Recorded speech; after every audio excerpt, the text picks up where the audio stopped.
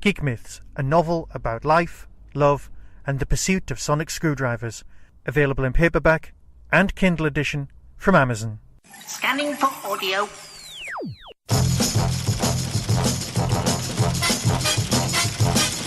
Hello and welcome to the UFOCAST. I'm Luke. And I'm Michael. And this is the penultimate episode of our show, because we've reached the penultimate episode of UFO. Just a quick reminder, we inadvertently ended up going with the DVD order, so we did Time Lash last time and Mindbender this time, but on the Blu-ray they are the other way around, with Mindbender being 24th and Time Lash being 25th. So if you're just tuning in and we're expecting Time Lash, that was last time. This time it's Mindbender.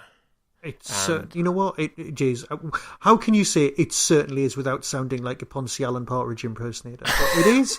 It genuinely is Mindbender. So if memory serves, this is the episode where Neil Perriman, not Neil Gaiman, Neil Gaiman might have done this, but Neil Perriman made his wife watch. It as an introduction to UFO. Yes. And as an introduction to UFO, it's going to set up the rest of the series as being a bit of a disappointment, because it's not your normal episode of UFO. No. No. But here's the interesting thing. So, we've talked about this a reasonable amount, in that this second block is more influenced by The Prisoner because of the presence of somebody like David Tomblin, some of the writers. Yeah. And I think you said the other week that this is the most prisonery episode of the show. I think so, yeah. But this is written by Tony Barwick, which is really interesting, because he is the sort of stalwart Anderson writer on the series from Captain Scarlet days, and he wrote quite a lot of episodes from the first half. And so when because I'd forgotten who wrote it, and then when I was watching it, it was something like, you would have expected this to be one of either a Tomblin episode or one of the writers he brought in from The Prisoner. But actually, no, it's a Barwick episode. It just feels very much influenced by those prisonery aspects. So, is the argument actually it's more of its time? And no, the things that was around it? I don't know, because I think anything that feels prisonery, you can't ignore the fact that Tomblin is working on the show at this point. And it's possible that I don't know enough about the background to it. People who are listening who know more about the behind the scenes than we do might be able to fill us in. But it seems to me that this could possibly have been a script that he wrote that was heavily edited, or possibly he just absorbed a lot of that incoming sort of feel for the show. I don't know. It's just an interesting comment, I feel, to make, to say that it doesn't feel like anything else that he wrote for the show, if that makes sense. No, it makes sense. It does. But I suppose, is it because it's about concept and not concept, but perception? Because that has come up a few times in this program. This just is the one that's got the most heavy stamp on that one. Yeah, that's true. That's true. Because there's a few hallucination episodes in other Anderson products. Right. Well, which we've called dream episodes, and we've kind of covered those. So this is a waking dream episode, arguably. Yeah. Yes. Yeah. Oh, yes, it is. Yeah. So I suppose in that sense it has something in common with Ordeal, which we properly slated earlier in the run. But I think I think I did. I think you defended it quite well. Did I? Oh, no. I still thought it was terrible. Fair enough. Well done, you. Yeah. No, I think you have to say that Ordeal is a candidate for the worst episode of the series, whereas this is definitely a candidate for the best episode of the series. I think. Yeah. I'm still not entirely sure what my overall favourite is, but this is one of them. I think we might end up having a roundup episode where we can discuss stuff like that. I think after we probably should. We probably should. When we've got some time. Yeah, because individually we could make our own bests and we could put them in order and then see how we feel on that one. Because that would probably be quite interesting. Or not. Listeners, you decide. But anyway. Let us know what you want us to do. And we'll probably ignore you. So yeah, because everybody seems to want us to. Everybody who's commented to say what we should do next has said we should do Space 1999, and I think we're both agreed that we're not going to do that, right? We're quite worrying about that because you know what. We can discuss that another time. But Space 1999, I bought it on Blu-ray. It's on Forces TV as we speak, and a lot of people are massively enjoying it.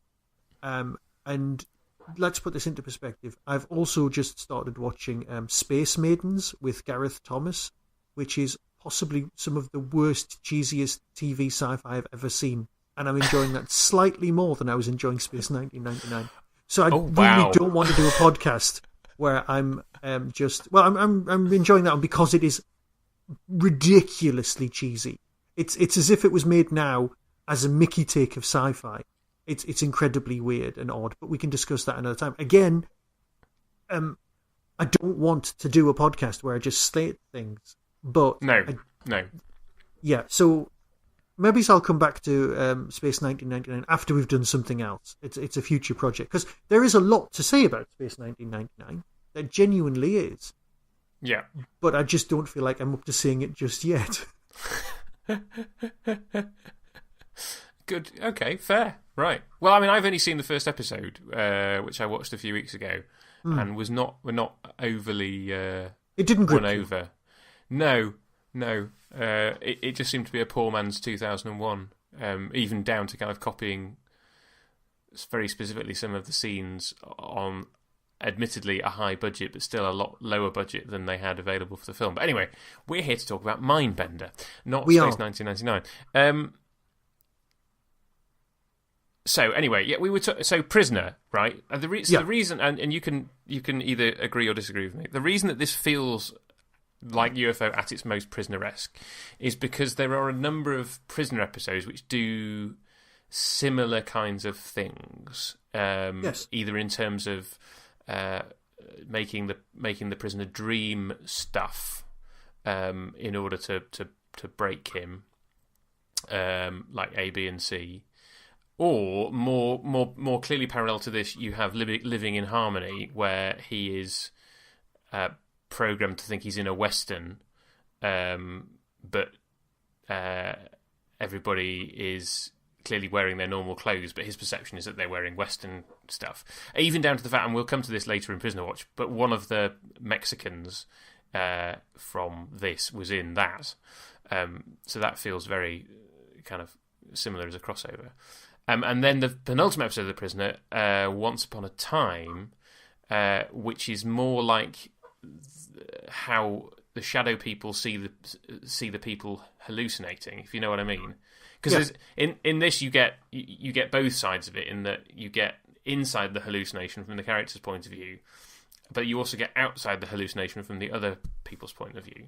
It's shot beautifully for that. It is. As an audience member, you're in no point are you wondering which one's real, because you're outside the narrative, and it's shot beautifully, and it tells the story so perfectly. Yes. That you're in no doubt as to what's going on, because so easily something like this could have made you go, "Who's that? Well, why is there a Mexican in space?" And we know there isn't a Mexican in space. You know, why is that happening? Why is the bloke from Mind Your Language there, or whatever? Which is a reference you won't get because you're far too young. But anyway, no, I don't get that. But you can explain that later. I can do that. But yeah, you're kind of watching it and you're going, right, I've got this, but you know, you get it, and it's brilliant. It's just gorgeous. So that's brilliant. Yes, it does have prisonery feels. Oh my God, I've gone so far. I've fallen so far. But yeah, it has the feel of certain episodes of The Prisoner. Perhaps that's why we've said it. So yeah, I completely agree with you on that one. But it's still very, I suppose, it's still very UFO. You do have that extended sequence at the beginning of the UFO coming in and crashing, which, I mean, that bit particularly does feel perhaps more like vintage Tony Barwick.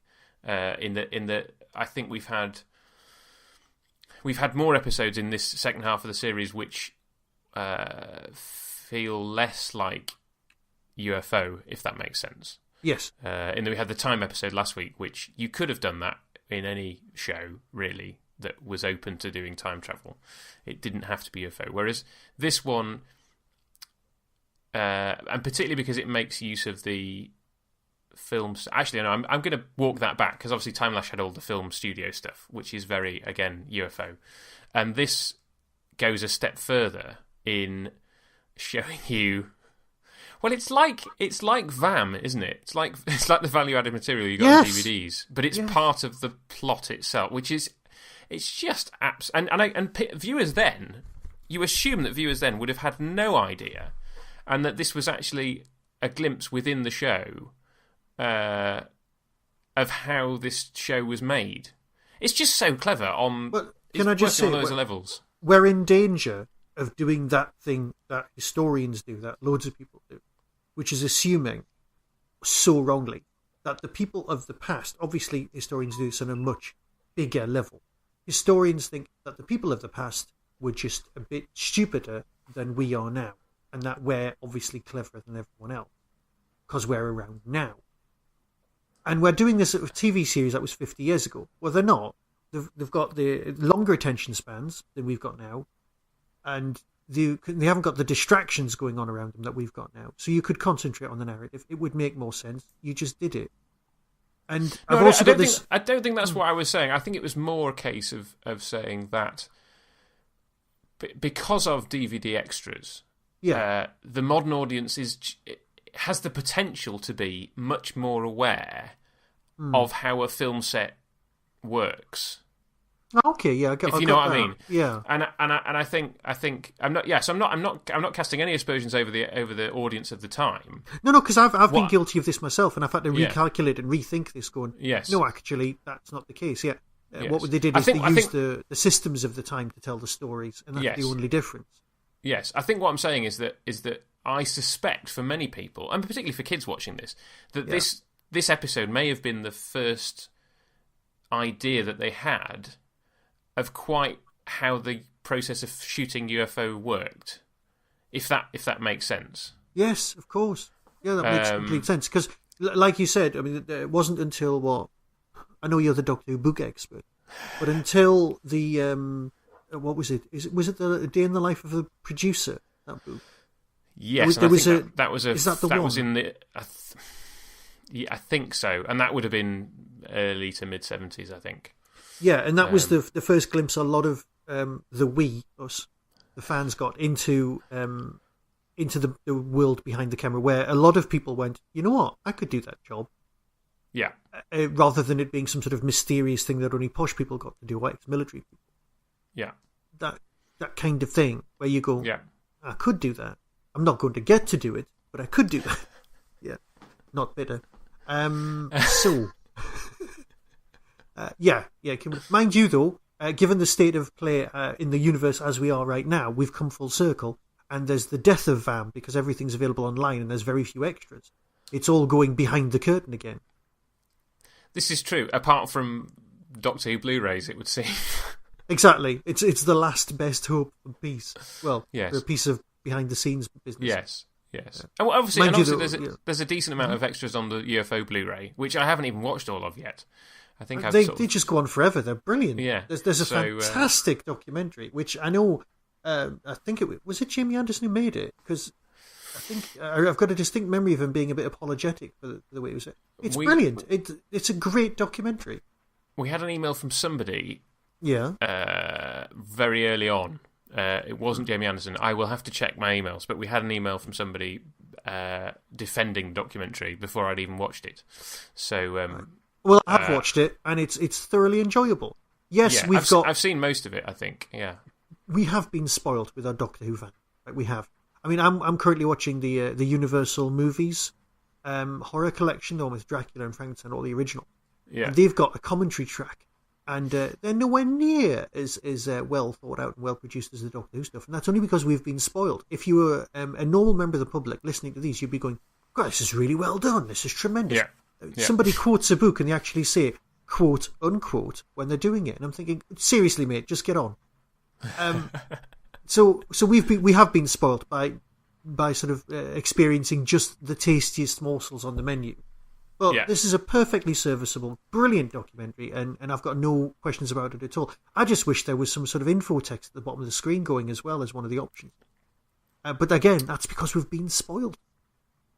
Yes. Yeah. Yes. Right. I love info text. I think though my favourite info text has to be Spaced. Oh yeah. With all of the references and their Easter eggs going. What about this? Have you noticed this? Yeah. It was like, have you noticed that the storeroom in the comic book shop is bigger than the actual comic book shop and stuff like that? We're like, yes, we know. We should write some info text for an episode of UFO, and people can download it and watch it along with. If you watch the Blu-ray on VLC, which I think you can do, we could kind of have an info text channel. No, that's far too much hard work. Just listen to our podcast all over again. Yeah. Also, there'd be a lot of me going, I don't know who that is. He looks familiar. That wouldn't be very interesting for anyone. Didn't he play Watson in Sherlock Holmes at some point? That kind of thing. Not good. Right. All right, tell you what we haven't done. We haven't done our unreliable synopsis. Oh, we haven't. We didn't start with that. Okay, that should be a jumping off point for more discussion. What's the unreliable synopsis, Michael? Oh, okay. Teleplay by Tony Barwick, director Ken Turner. Okay. A UFO comes within 3 miles of Moonbase and then blows itself up, and everyone stands around and smiles. And all that can be found on the scene is a diamond-like rock. But when one of the Shadow Men brings the rock back to Earth, back to Moonbase, his trouble begins, because anyone who touches the deadly moon rock believes that everyone they see, even their closest friends, are aliens to destroy them. Yeah, ish. Clearly, that doesn't mention that. Straker has a massive hallucination for the second half of the story. Straker has a breakdown. There is some seriously great performances in this episode across the board. Yes, I mean there are people who've got like no lines who are just giving great performances. It's as if everyone ups their game totally for this. Perhaps it's the pace of the editing. I just don't know. Yeah. So that's your unreliable synopsis. It does sum up the beginning of the program. That's fine. But also very much spoils the... So this is the thing, and it's one of these things of going, because it's so long since I first saw these stories now, I can't remember whether I clocked what the link was or not. Do you think you did? No, I'll put my hands up and say I didn't. On first viewing, I was like, oh, and then as the reveal goes on, I go, oh, yeah. It's the Rock, yeah. It's the Rock. Because, I mean, the guy obviously makes a big thing of going, I shall give this to someone called Sylvia. And you're like, okay, it's now been pointed out. It's like, I have put the gun on the mantelpiece. Yes. So, but it's one of those things that you go, well, it's very obvious in hindsight that you're like, okay, this is massively telegraphing. It is a Chekhov's gun, isn't it? Yeah. It's kind of going, Chekhov's space diamond, yeah. Chekhov's hallucinogenic rock. But actually, I can't remember whether I clocked that first time I saw it.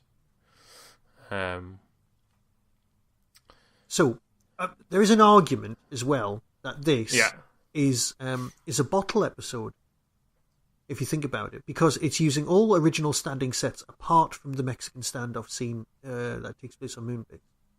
And it's using the same basic setup as last week with the...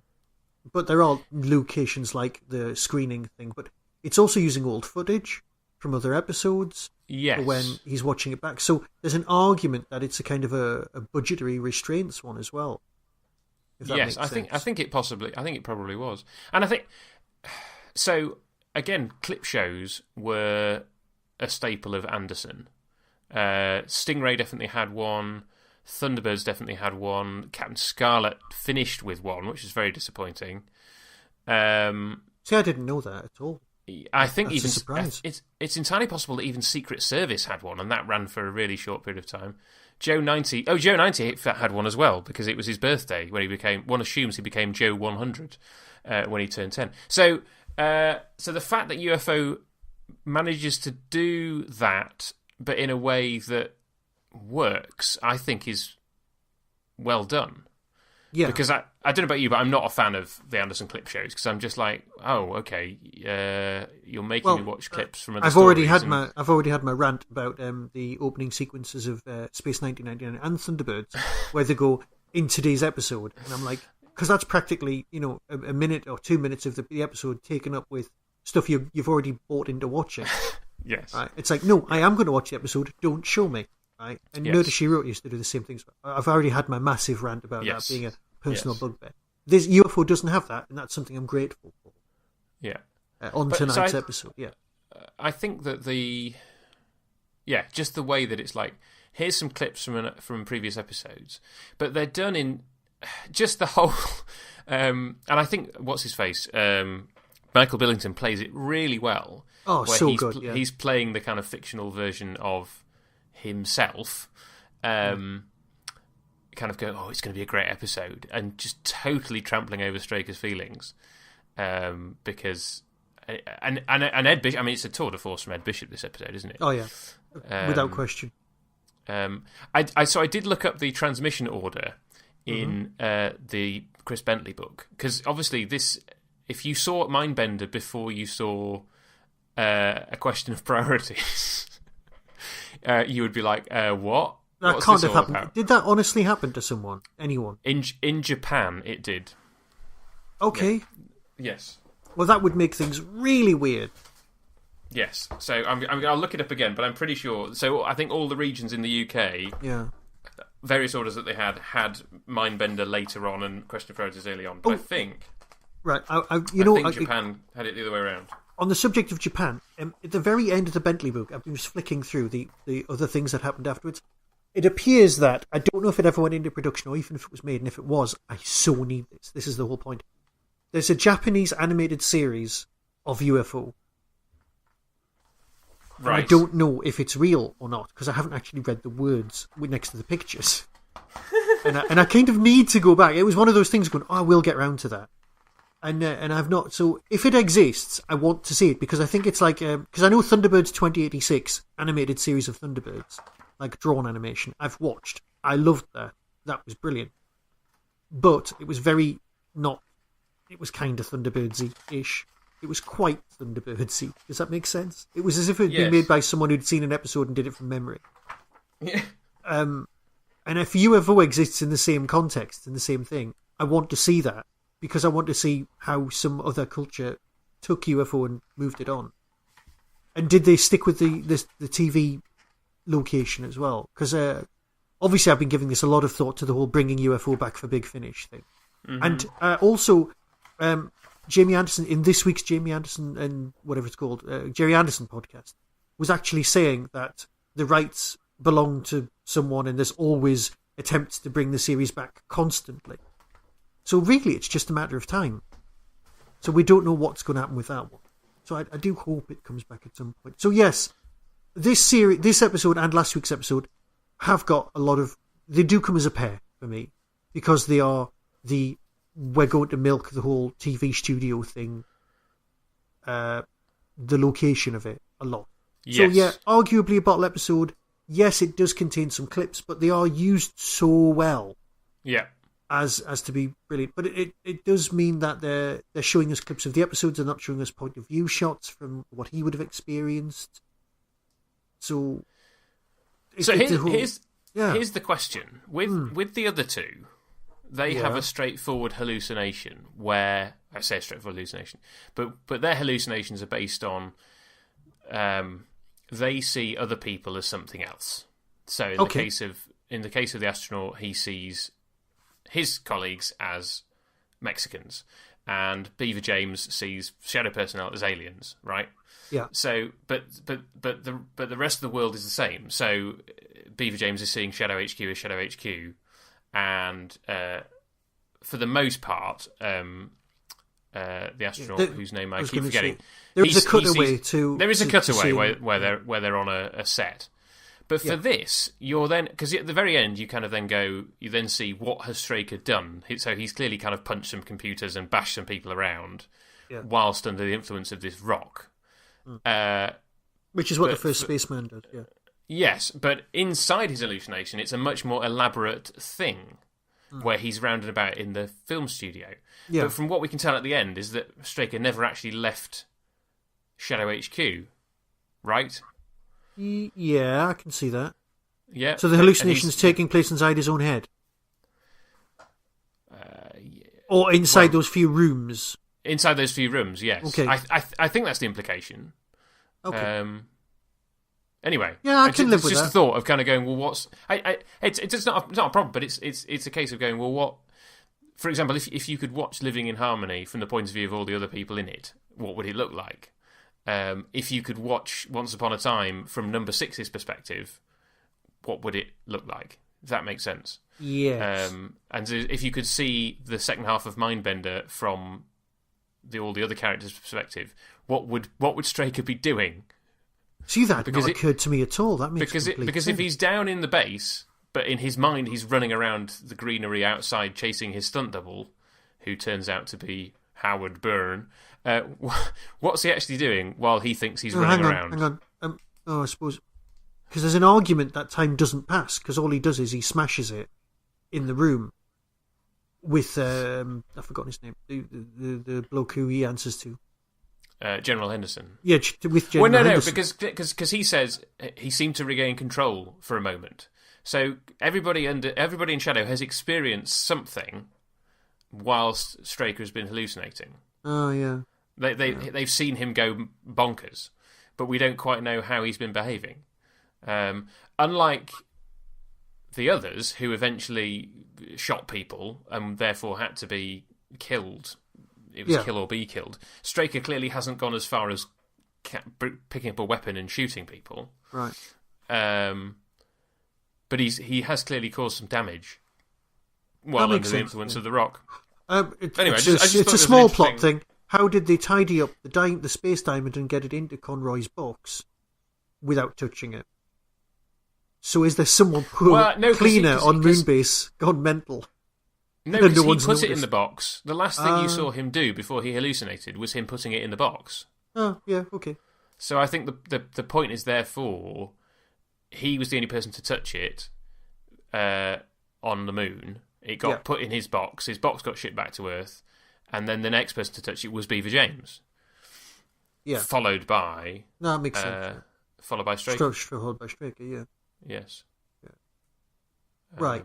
Okay, so... We've established that, we're big fans of the story and other things. Now, we do have to talk about the sad bit of this story, which is it's Henderson's last appearance ever. In anything, yes. In anything ever. Because, I'd not noticed, because originally you said, he doesn't look well. And I hadn't noticed him not looking well. I just thought, great performance. The business with the sheep thing, and also when he comes out of character, when he snaps into the thing. I get all of that's brilliant. That is so good. Brilliant. But I'd not noticed how poorly he looks until you mentioned it, and now it's all I can see. Yes, no, because I hadn't known when I first saw it, and I just thought he'd lost some weight. Yeah. But it is. I think it now it just hangs over those final performances. Yeah. Because you know that he's unwell. But I suppose that makes the fact that he's there and doing what he's doing all the more impressive. Because it is. It's a brilliant performance in this episode, and a great way for him to end his career. Sad though that is. Yeah, it's brilliant. I mean, right, okay. My best mate. The end of the story is he dies, but anyway, okay. But my best mate got leukemia, and he was quite a big fan of food. So one of the doctors said to him, if you hadn't been massively overweight, you might have died by now, because the cancer has managed. Your reserves have proved useful. That was the way the doctor said it. The reserves you've built over the years have proven very helpful, which is the way you alive. In keeping you alive. It was years later when after the remission had come in and he got a lung infection. Which was what saw him off. But that's sad. But I just remember whenever there's somebody who's quite big gets cancer and then there's massive weight loss, because people were coming up to him going, "You look fantastic. What's your secret?" And it's like, well, I could tell you, but it would depress you. He was always very black humor about the whole thing, and whenever I think about it, it always just makes me smile. But that's one of the things I'm thinking, because this guy's clearly lost a lot of weight, even from over the 26 episodes we've watched. Yeah. And but it's that time when it kicks off, and I've just noticed something. The person on the set who's like looking after, possibly a producer. they call her Sylvia. And then there's they do, don't they? Yeah, and she's reading in the lines, and I don't think it's Sylvia nod. Anderson at all. No, it's not. No, not at all. But it's clearly a nod to her. Yeah, definitely. Which, I'd not thought about that.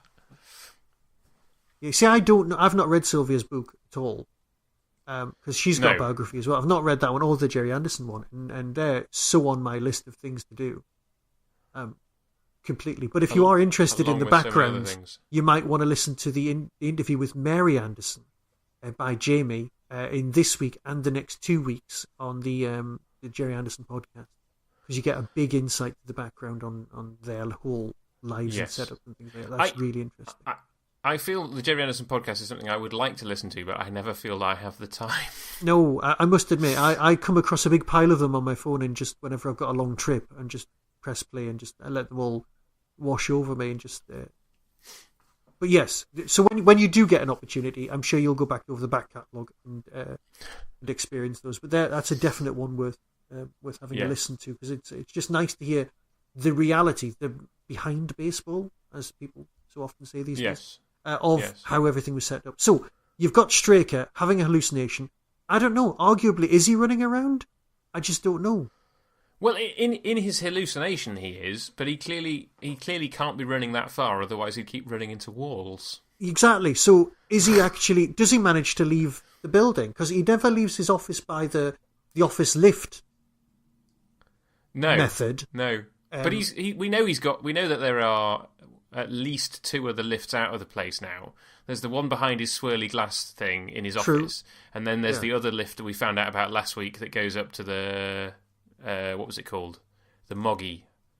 Whatever the big gun's called. Something like that. Got you. So we know that there are at least 2 other lifts out of Shadow HQ. But yeah. Okay. Well, I don't know. Anyway. Part of me wants to believe he did actually run around and just create a massive security hazard.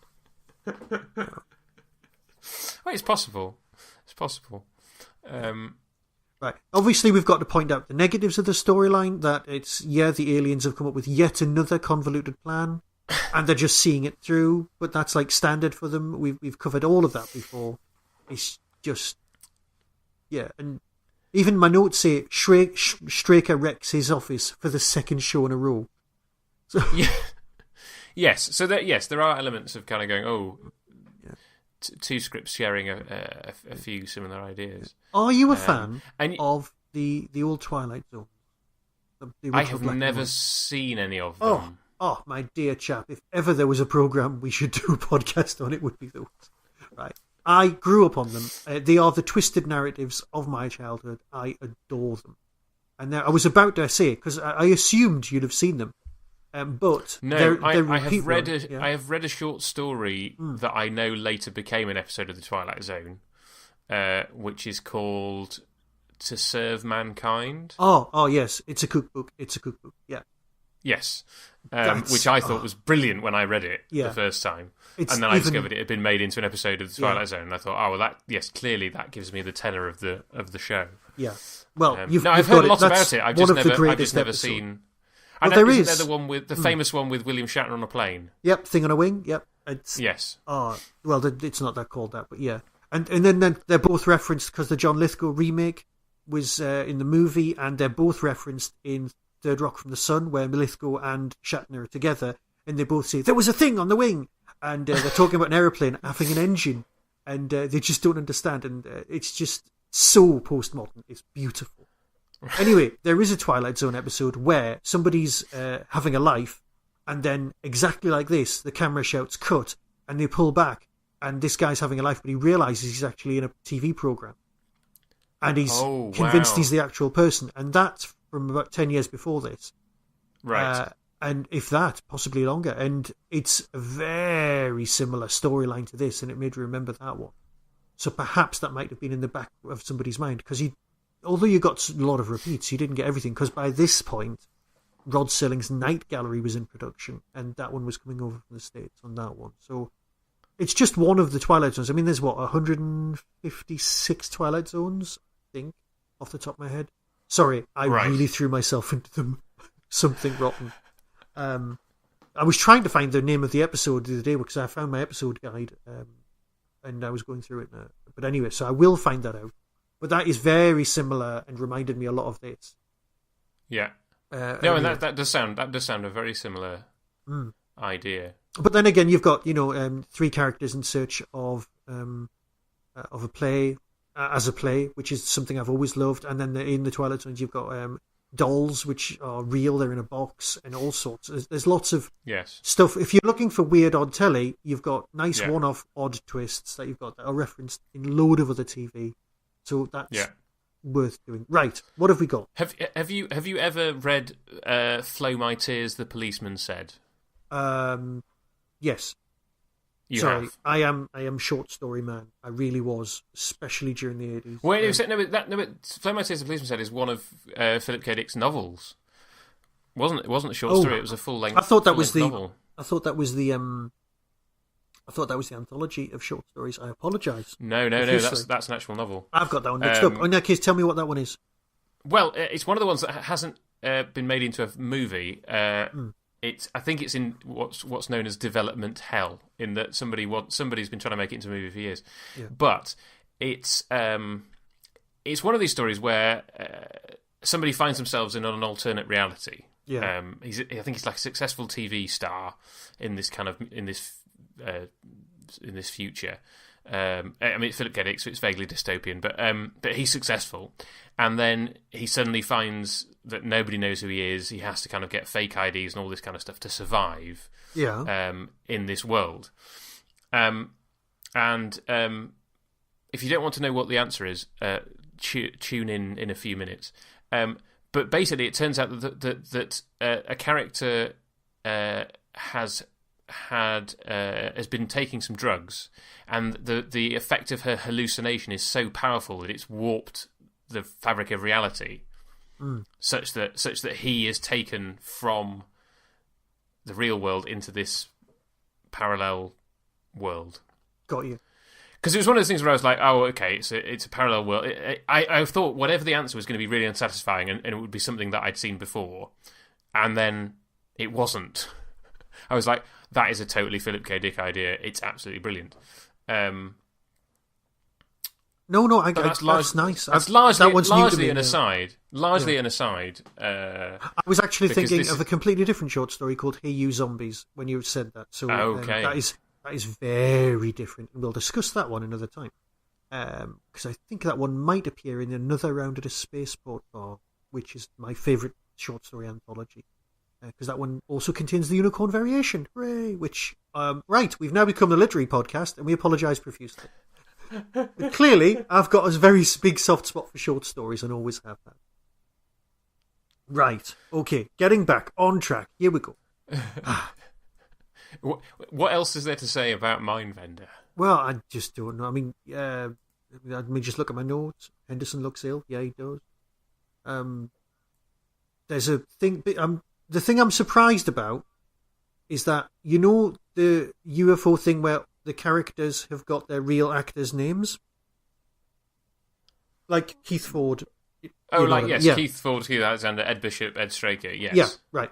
Well, this is where this falls down. Because if you're having a universe that is more real than the UFO universe, or doesn't have the aliens but has all of the... It is a film studio. There's the guy who looks like Anthony Perkins, who's introduced at the beginning, who's also his stunt double in that business.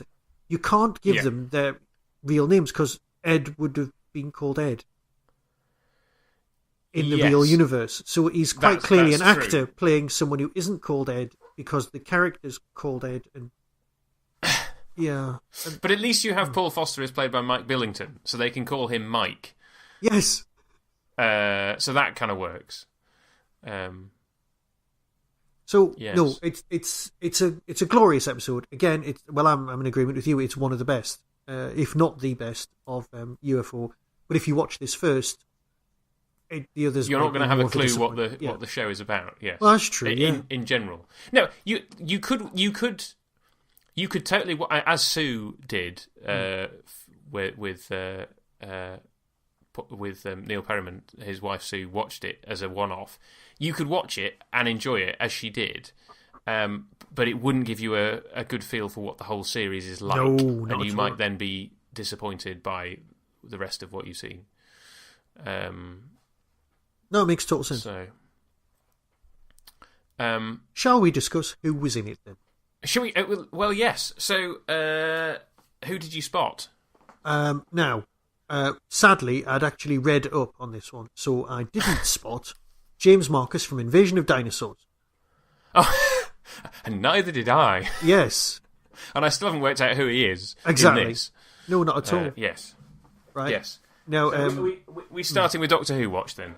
well, we can't. Actually, no. Let's start off with there was a TV series on ITV in the 80s which was incredibly racist and the sort of thing that wouldn't even get repeated on Granada Plus if such a channel still existed, called Mind Your Language, which was about teaching English as a foreign language night school, where a host of stereotypical people from around the world came to learn English and discover what it's like to be English. It actually sounds quite PC and really well thought out. It wasn't.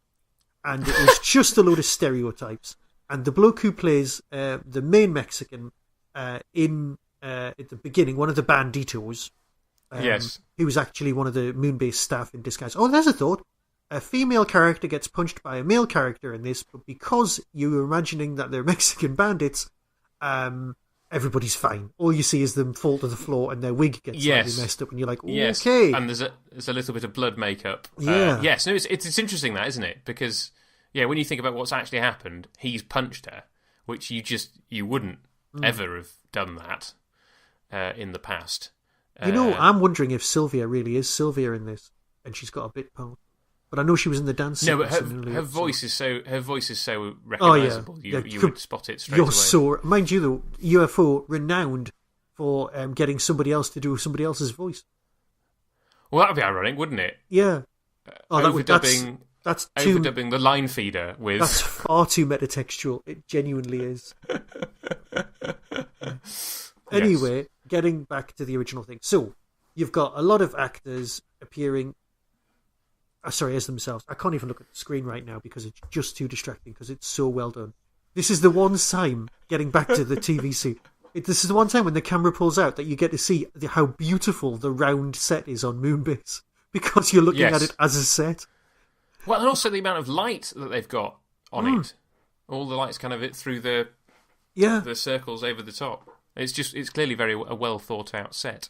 It's glorious. It's glorious. And you're getting to see the real set. So yes, you're right. It is a load of it's brilliant. You can't do it again, but you don't need to. Right. So that was the bloke out of Mind Your Language, who was the one who played the Spanish person in Mind Your Language. That's all I know him as. But he was a great character because I was like 9 when I was watching it and I didn't see any of it as racist. I just saw it as hilarious tea time fun.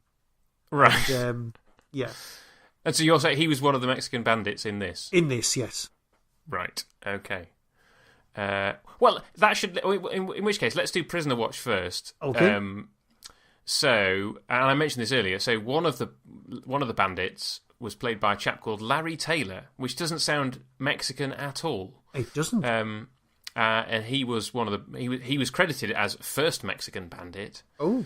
And he played Mexican Sam in Living in Harmony in The Prisoner. There's a theme there. Yes, and also Gypsy Man in Many Happy Returns. I think these days they might have given characters some names. Or at least have gone with bandit. Yes, yeah. But I don't know about you, but he was immediately recognisable to me. I mean, he's just a bystander at the beginning of Living in Harmony. But I was like, oh, that's the dude from Living in Harmony when I saw him. So, a very recognisable face. You've already identified James Marcus, who plays a shadow operative in this, as a peasant from Invasion of the Dinosaurs. Did you get his other Doctor Who role as well? No. He was Rask in Underworld. See, I've not watched that for ages. I mean, he spends a reasonable amount of the first bit of the story with a black mask over his face, so you wouldn't recognise him anyway. I can so feel a Doctor Who rewatch coming on. I genuinely can. Yeah. And I didn't get this at all. And this is partly because 2 of his 3 stories are missing. Yeah. Norton Clark, who played the first assistant director. Right. Is that the man who limps towards the camera? Or is that... Possibly. Yes, because that is the weirdest of shots. That was a very odd shot. You're like, oh, yeah. So he played... well, have a guess. If his stories are deleted, have a guess what he was in Doctor Who. The Mythmakers. Correct. There we go. And? That's... Macroterror. Oh, no, he was in The Massacre. Okay. Yes, he was a Greek soldier in The Mythmakers and a secretary in The Massacre. And then, one of his performances does survive because he played a technician in The Silurians. And now I think about it, I have a vague memory of a guy who looks like the guy limping towards the camera in this being in The Silurians. So I think it probably was him. There you go. Right. Now, did you spot any... So we're going to round out with Anderson Watch. Did you spot any Anderson people in this? Nope, not at all. Or more properly, did you recognise any voices? Hang on. There was somebody in this that isn't in A Prisoner or Doctor Who. But I thought that the bloke who did play Watson in the first series of The Adventures of Sherlock Holmes was in this. As one of the security guards. But I'm going to have to look that one up. You're going to have to look that one up. No, because remember last time I mentioned the dude from A Touch of Frost. Right. Yes. And I think he's in this again. He's in this again, and I think he looks a bit Watson-ish.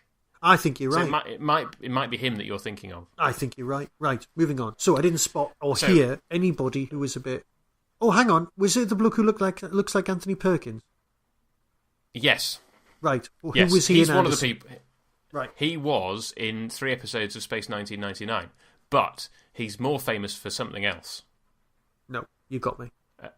So Stuart Damon, who played Howard Byrne... Right. Which I thought he was a brilliant character. Yeah. So I want script approval, otherwise I've got these headaches.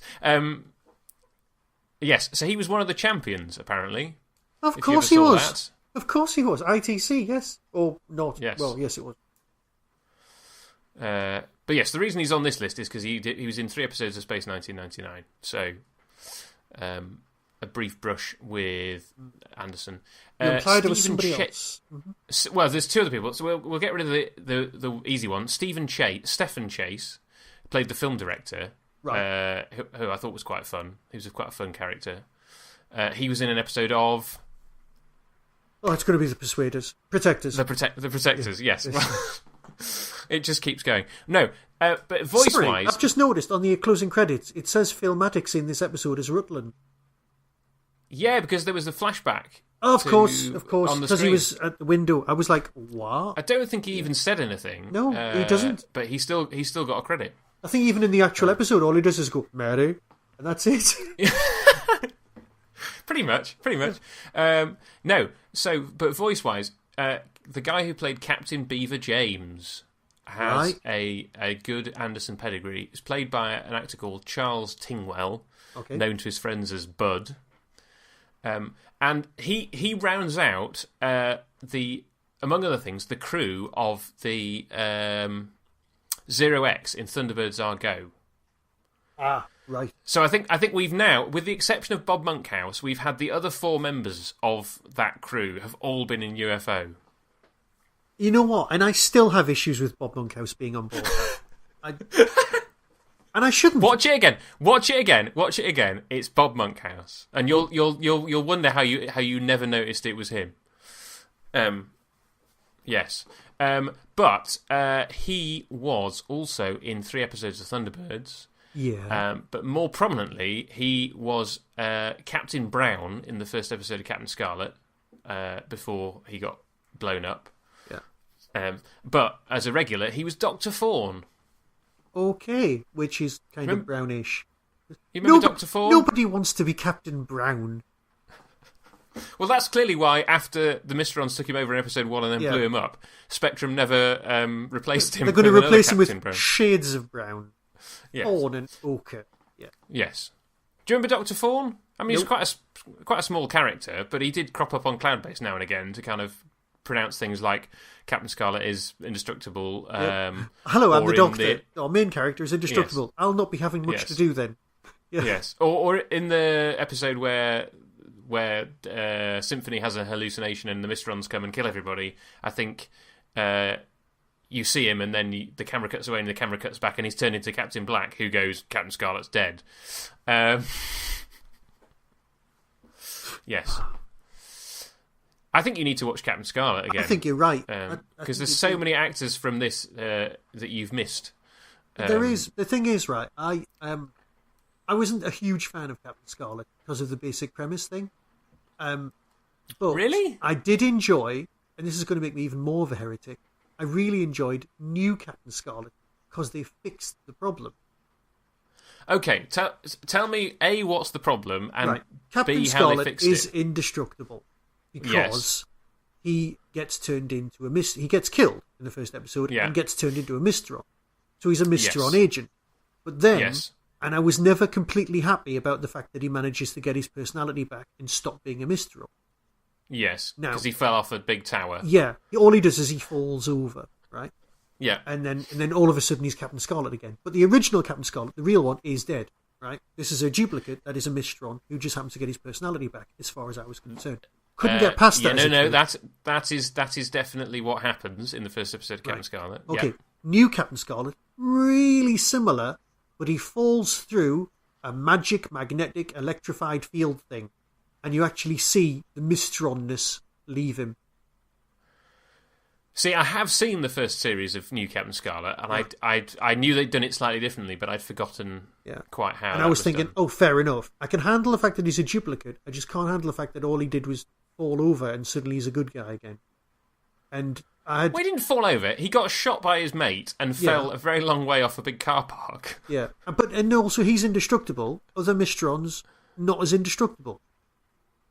Well, yes, the problem that I always had was that once they discover that to kill a Mystron agent you have to electrocute them. Yeah. And then they built the electron gun to kill Mystrons, that they barely ever used it again and still managed to kill Mystron agents. And when they electrocute... In the episode where they discover that you can electrocute a Mystron, the Mystron dude electrocutes Captain Scarlet's brain, but that doesn't kill him. So I was always a little like, that's a bit... Yeah. Clearly that's a shoddy bit of design, the Mystron gun. No, I think... I understand your reservations. My main problem with Captain Scarlet now, and it's not so much a problem as you have to kind of almost rewrite what's going on in the back of the story to make it make sense, is that the Mystrons are so powerful. Headcanon, yeah. Yeah, so my headcanon is basically the Mystrons are just having a laugh. Because they're so powerful. That's a hell of a bit of headcanon. No, but hear me out, because at various points, the powers that they exhibit, like there's a few episodes where Captain Black drives us in a car and then teleports away, and you're like, why don't you do that more often? And then there's the fact that they always tell them what they're going to do. That's true. They only seem to have kind of one scheme going on at once. When they could kind of kill a whole bunch of people, like, or for example, there's that one where they blow up the plane, and you think, surely it would be more useful to Mystronize all the people on the plane rather than Mystronizing the plane, right? You're not wrong. I think with Captain Scarlet, if they wanted to, they could take over the Earth like that. But then, well, what would the point of that be? They'd be bored. So I think Captain Scarlet only really makes sense if the Mystrons are bored. And yes, there's an element of vengeance because Captain Black blew up their complex on Mars, which they managed to rebuild magically quite quickly. Yeah, because they happen to have their beamy things elsewhere. See, clever. That's clever. We could learn a thing or two from that. I must admit, don't have your backup on the same site as your original. But my main thing is it only makes sense to me if I just go, okay, the Mystrons are having fun. That is, you know what? I've gone from thinking to that's possibly the only workable explanation and ingenious. You've won me over. Thank you very much, Michael. You've completely won me over. I'm going to completely go back and rewatch everything with this whole new set of headcanon. Because I think as long as you've got that in the back of your mind, everything just runs from there. Because you don't feel sorry for the Mystrons either. No, and the series still manages to be brilliantly shot, some really good plots, really dark at times. Yes, but it doesn't have that kind of thing of like, oh, why aren't the Mysterons better at this? Well, like why aren't the aliens better in UFO? Because that's what has been our recurring theme. Yes. And I think it's less easy to get around in UFO because from the off they're set up as this sterile dying race who have to come to Earth to harvest organs, and so the amount of waste of resources that the aliens show over the course of the series makes you wonder about that. So, and I haven't come up with a plausible in-universe explanation to explain that away. Right, well, in that case, that's my homework, to come up with one. Other than just a bit rubbish. Yeah. Right. Have we said everything on our notes? I think I have. Well, and I don't make notes, so I think we're about done on Mindbender. Oh, I can't believe there's only one episode left. There's only one episode left. I know. Oh. Seriously, the population of podcast listeners, what do they call podsterons? The Jerry Anderson podcast. That's what they called on the Jerry Anderson podcast. The podsterons. Really? The listeners, yeah? They're called podsterons. Yeah. I thought you were taking the mick. Absolutely not. There you are. The Mysteron Please, mixed with if a you pod, want with a us to podcast. do something specific next, now is your chance. Seriously, contact us. Well, but here's the thing, Michael. Right? Yes. You're about to start a new job. I am. Which will limit your amount of time. I have just started a new part-time job along with my freelance work. Yes. It's taken us quite a long time to finish this off because we suddenly had a lot less time for 2 the second years. half of the Yes. series. Yes, it was supposed to take a year because we were going to release an episode every fortnight. Yes. And this September it will be 2 years since we started. So yes, we're getting on for 2 years in finishing this off. Yeah. So even if our listeners do have something that they want us to do, we're not going to do it. We're not going to do it immediately. It's beyond soon. me. We won't be starting Yes. our new project till at least the autumn this year, at the earliest. Yes, at the earliest, possibly next year. Anyway, yes. And we're going to reiterate again. We do want to do a prisoner podcast at some point. We so right? do. And you know what? 17 episodes versus 26. Well, I can see an argument. Yeah. Yes. Although to be fair, I'm very tempted to get you ages. involved in Star Maidens. 25-minute episodes. There's 13 of them.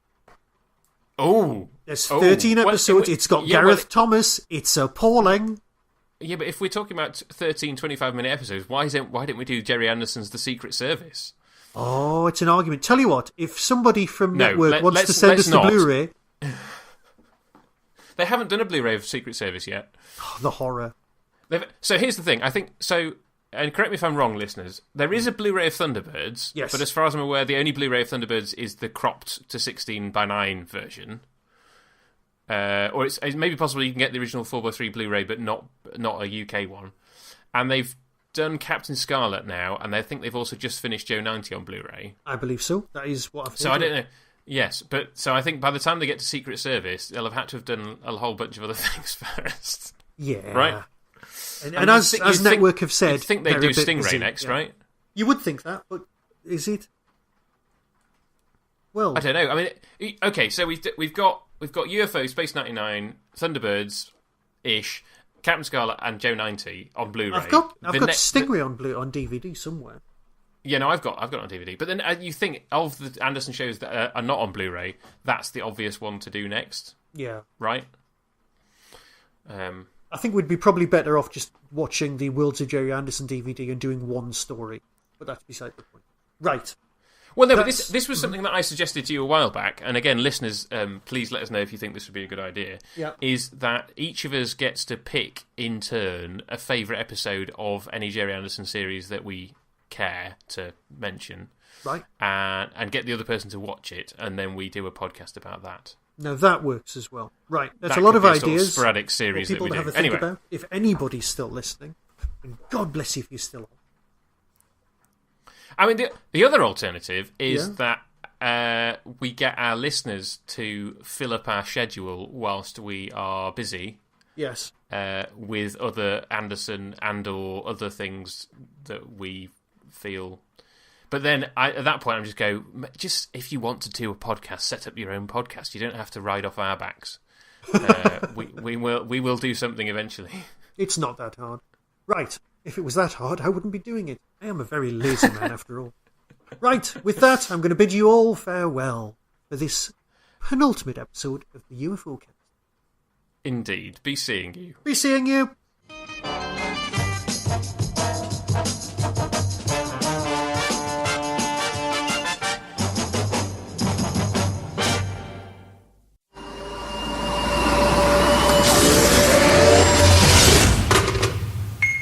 On Saturday the 31st of August 2019, Hooverville returns. The Derby Quad brings us the best little Doctor Who convention in the world. Guests announced so far include Ingrid Oliver, Osgood, Sophia Miles, Madame Pompadour, the girl in the fireplace, Nabil Shaban, who played Syl, Christopher Ryan, Lord Kiv in Mind Warp, and General Stahl in the Sontaran Stratagem. Edward Russell, former Doctor Who brand manager. Rob Ritchie, 3D animator on the Macra Terror. Keith Barnfather from Real Time Pictures. Chris Chapman, Doctor Who VAM producer. James Burgess, model maker on Mission to the Own remake. And there are sponsored guests including Michael E. Bryant, director, and Simon Fisher Becker, who played Dorian Maltavar. There are still guests to be announced, and some of them are pretty impressive. So get yourself over to the Derby Quad website and book yourself a ticket for Saturday the 31st of August 2019. See you there. That was the Doctor Who Tin Dog Podcast, available on iTunes, YouTube, Twitter, RSS, Vimeo, and across the internet. Doctor Who and its associated properties are all copyright and trademark of the BBC. No infringement is intended. Why not become a supporter by visiting patreon.com/tindog. Contact the show on tin-dog@hotmail.co.uk. The Tin Dog Podcast is a founder member of the Doctor Who Podcast Alliance.